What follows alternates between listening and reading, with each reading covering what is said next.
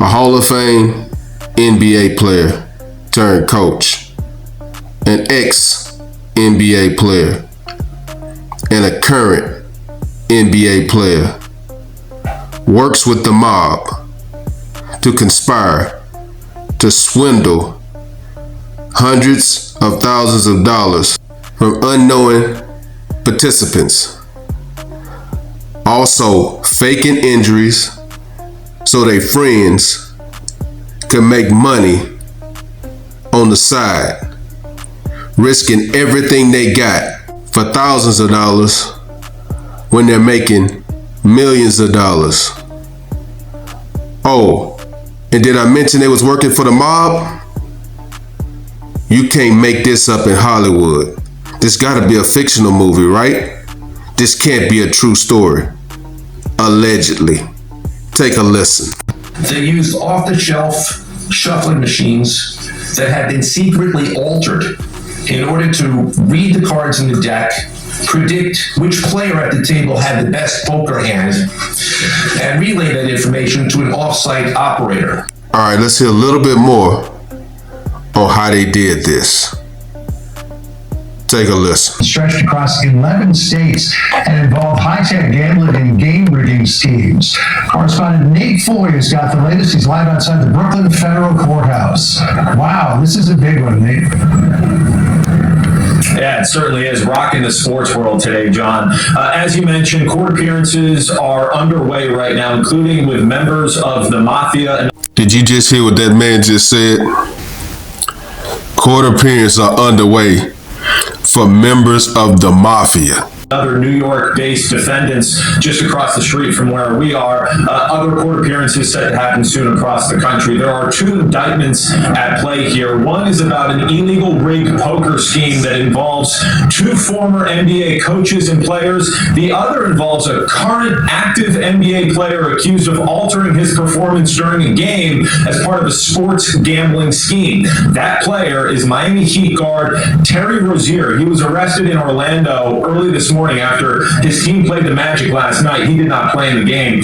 He's scheduled to appear in federal court in about 20 minutes. Rozier's accused of purposely leaving a game with a phantom injury so that he and his co-conspirators, including his childhood friend, could make tens of thousands of dollars. Did he just say, so these guys can make tens of thousands of dollars when they making millions and millions of dollars?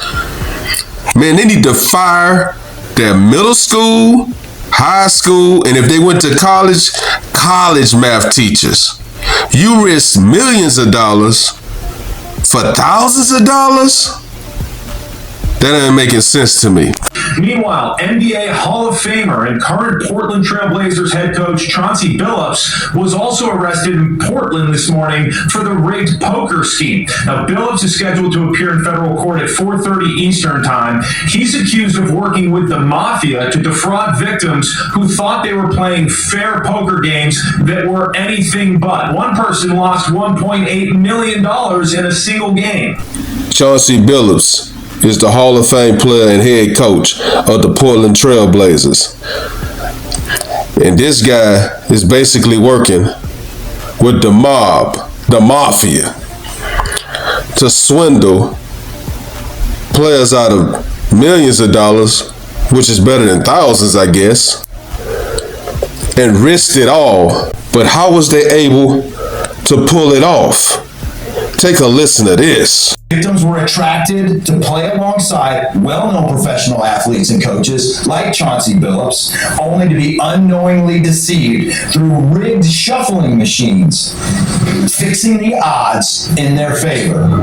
So, John, take a look at this. Here is one of those shuffling machines. Prosecutors say they read the cards, predicted which player had the best hand, and then relayed that information to a so-called quarterback who would then use signals to communicate with Billups and others during the games. Prosecutors say the defendants also used X-ray tables to secretly view each player's cards.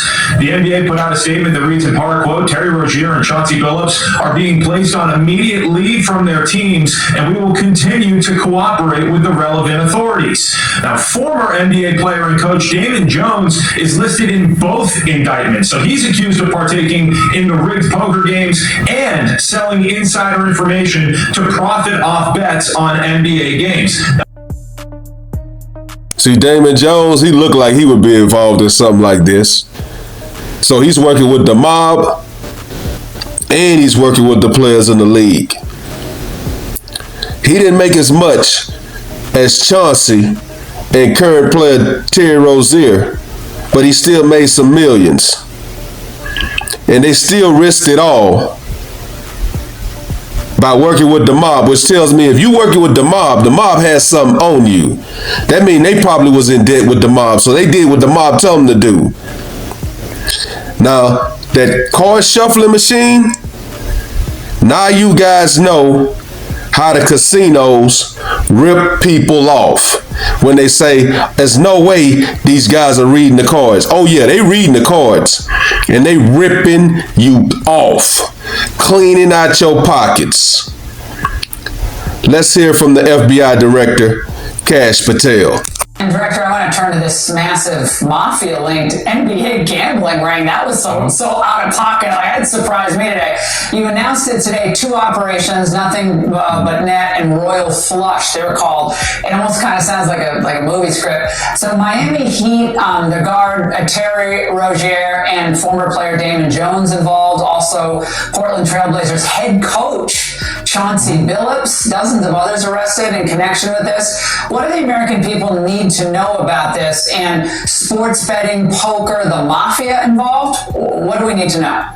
It's simple. We follow the money. And look, while the NBA is a piece of this, they are just a piece of that. And what the American people should know is this FBI has no business in being the morality police. We are the police and the enforcement of the laws. If you break the law, we're coming for you, whether you play in the NBA, coach in the NBA. And these individuals got in bed with La Casa Nostra and 4 of the 5 major crime families in New York City to create gambling empires, to rob people of their money, to extort people, to commit acts of wire fraud, to rig games and poker games and basketball games just so they can make a few extra bucks. And then they had the protection of the mafia in New York around this country so that they could continue the scheme to fleece innocent victims of tens of millions of dollars.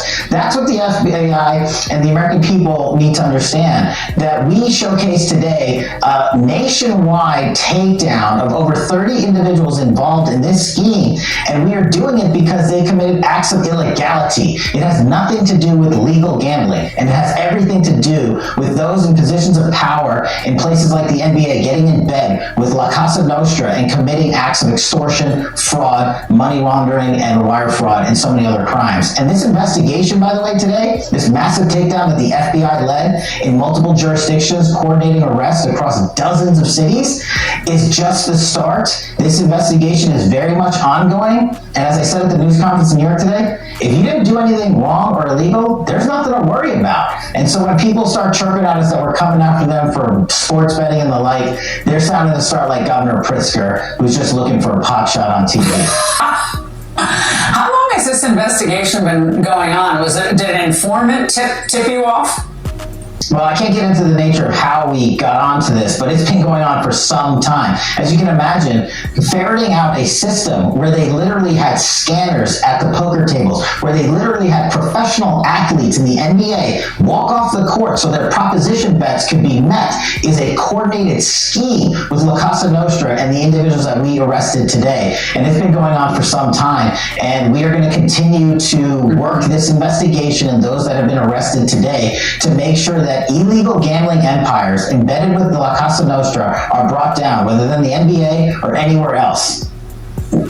Yeah, down the street. And by the way, this was so wild. Stephen A. Smith, the sports commentator, suggested that this was revenge from the president for all the kind of left-wing activism of the NBA. Your response to that, 15 seconds. Before the FBI director, Kash Patel, responds to that question, let me play the clip of what Stephen A. Smith said earlier. Take a listen. Remember, Trump has a long, long history connected to the world of sports because he had those casinos. Where do you think folks were coming half the time?